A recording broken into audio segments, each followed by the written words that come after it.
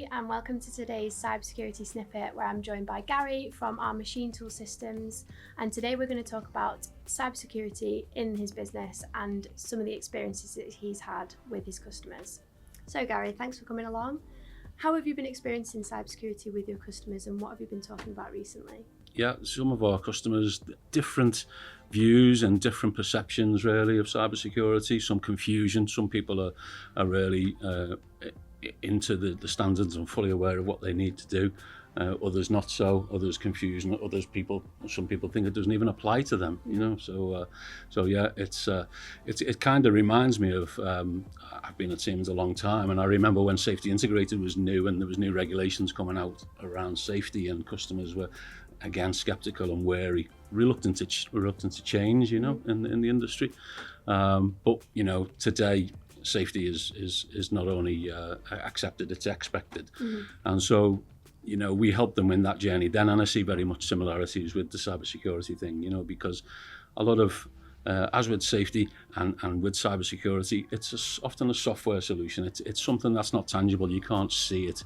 So it's difficult for customers to sort of appreciate the value of something they can't see and touch and feel and know if it's working correctly. But hopefully we can support our customers through the journey, and because cybersecurity is coming, they have to adapt, they have to use it. So yeah, we're here for them, and we make sure that we'll go through that same journey, and I'm sure in the future it will be accepted as the norm.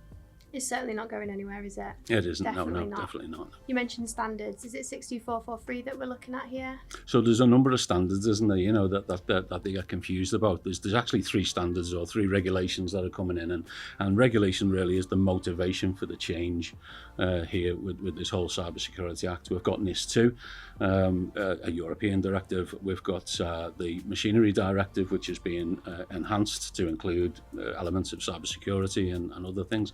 But really it's the Cyber Resilience Act, and the Cyber Resilience Act will align with 62443, as you mentioned, but will go further as well. So the Cyber Resilience Act is actually going to include things like the requirement and timescale for security patches and updates and things like that, because CRA covers the entire life cycle of a product, not just the initial implementation. You know, it's about how this product will be maintained throughout its whole life cycle, from commissioning, use to end of life as well. So secure disposal becomes an issue and a part of the Cyber Resilience Act. I think that analogy of cybersecurity being similar to safety, when that came in, is a really good one. But my question is to you is, do our customers understand what regulations apply to them and the importance of cybersecurity, particularly the CRA and NIS2? Yeah, I think that there is some confusion there. Some are very aware, some not so. Some people think that NIS2, for example, doesn't apply. They don't have to adhere to NIS2 because NIS2 doesn't apply to everybody, or when you read it you think, oh, it only applies to me if I employ more than 50 people, or I have a turnover of so many million euros or something like this, you know. And so companies think that it doesn't apply. But if you're going to export a machine into Europe, you have to have it CE mark for a start, and the customer you're sending it to may very well have to adhere to NIS2 themselves. I'd imagine the regulation piece is a similar story for many of our customers at Siemens, but what are the challenges that you're facing with your particular customers in machine tools? Often our machine tool builders are installing their machines as part of a cell or a wider range, or connecting to automation systems or something like this, you know, or need to connect to a higher level control or an MES system back, you know. So it's like the OT, the operational technology layer of the machine has to connect to the IT layer in the office, if you like. And that's a challenge that can, because it involves many different products and different machines, often from different suppliers, then that can be a challenge for the customer. For us in machine tools, when we sell, we don't actually sell a single product. We sell a solution. And that solution is often created with a whole collection of product from across our digital industries portfolio. And with this TIA, the totally integrated automation philosophy, all of that equipment can work together, and they each have their own cybersecurity features and they're all designed to work together with each other. So that makes that ability to create this hybrid connection, if you like, of different machines, different suppliers, and different product. We're still able to make that secure. Mm-hmm. So that we can have this so-called shop floor to top floor connectivity is still without, or with a reduction of risk, mm-hmm. and secure from a cyber point of view. Mm-hmm. Yeah, risk is a real main thing, especially when we're talking about the scale of these islands of automation. We want to make sure that we're not bringing any risk, do we? We don't want to bring any risk by adding into that, but we still want customers to be able to get the data out of the machines, don't they? Of course. I mean, even I mentioned earlier about safety, and cybersecurity is no different. These features that we add to the machine, what's really important is that the operation of the machine, the operation of the process still has to be user-friendly and slick and easy. We don't want to be creating obstacles or make something user hostile for an operator to make it difficult for them to use. It has to be a seamless and almost in the background, that nobody really knows it's there, but it is watching and it is protecting in the background, making things safe. So that's really important. They still have to be able to get the data in an easy and transparent way, but without obstacles and difficulty. So it also requires like a holistic approach that involves not just technology, not just the processes, but people. So, for example, people need to, it's important that they're trained and they're aware and they're involved in what's expected of cybersecurity and understand the repercussions of not following cybersecurity protocols and processes. As I said, password discipline, things like that. Your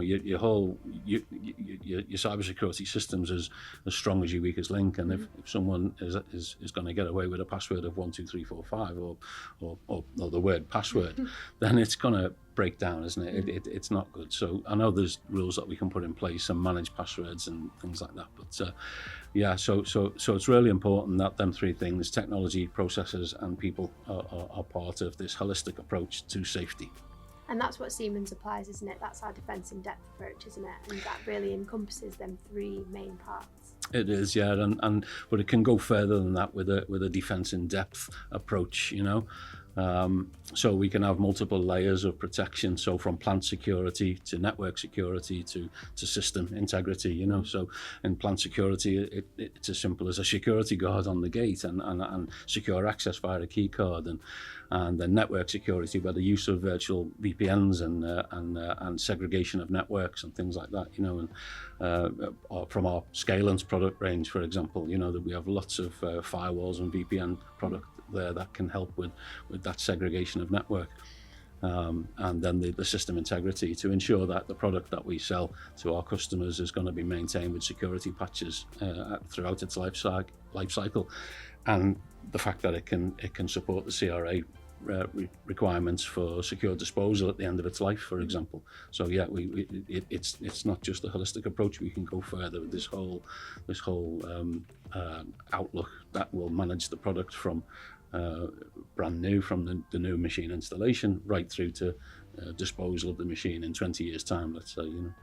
The defence in depth approach for yourself in machine tools definitely sounds like it's the thread all the way through to bring all these solutions together, all these products that you're pulling from different parts of the portfolio into the full solution, so that it's a cybersecure one. It is, yeah, and again, just because of this TIA approach that we have within Siemens, our products are all happy to talk to each other and work with each other.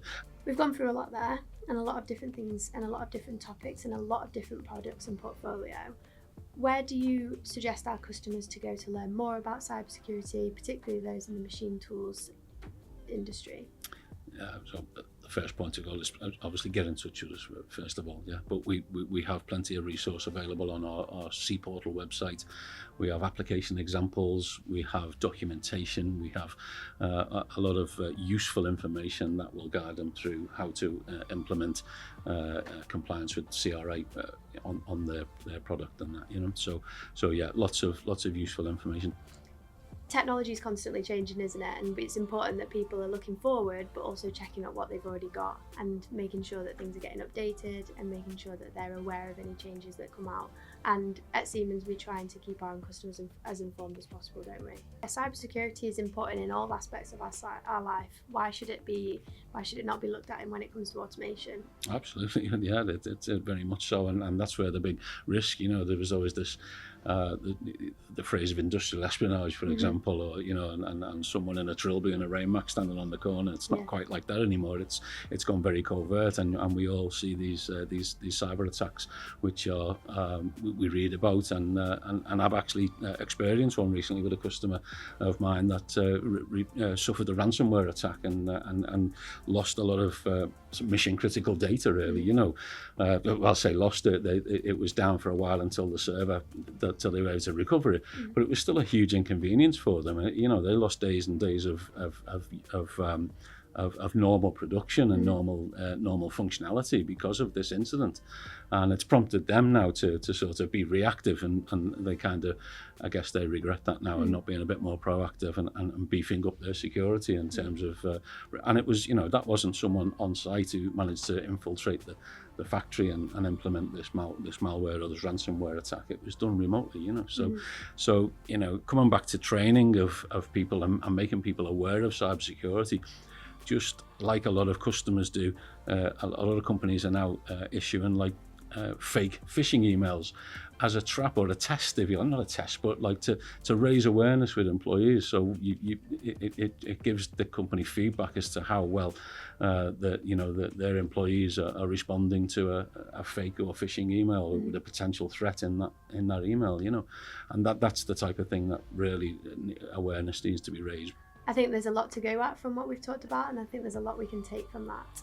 What would be your one key message that you'd share with your customers around cybersecurity? Yeah, to our machine tool customers in the UK, and is that please don't ignore it, don't be afraid of it, get in touch with us.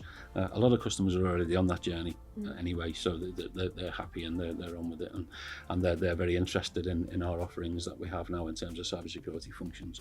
But yeah, please get in touch with us. We've got loads of resources, as I mentioned, on C Portal, so start a conversation. We're here to help, as we were back in the day with safety, for example, so let's do it again. Thanks, Garry. No that was problem. A great conversation. I think your analogy between safety and cybersecurity is a really important one, and we need to keep that in mind and make sure that we're looking at the right regulations and we're taking the right actions to ensure that we fully integrate a defence in depth approach. Absolutely. Yeah.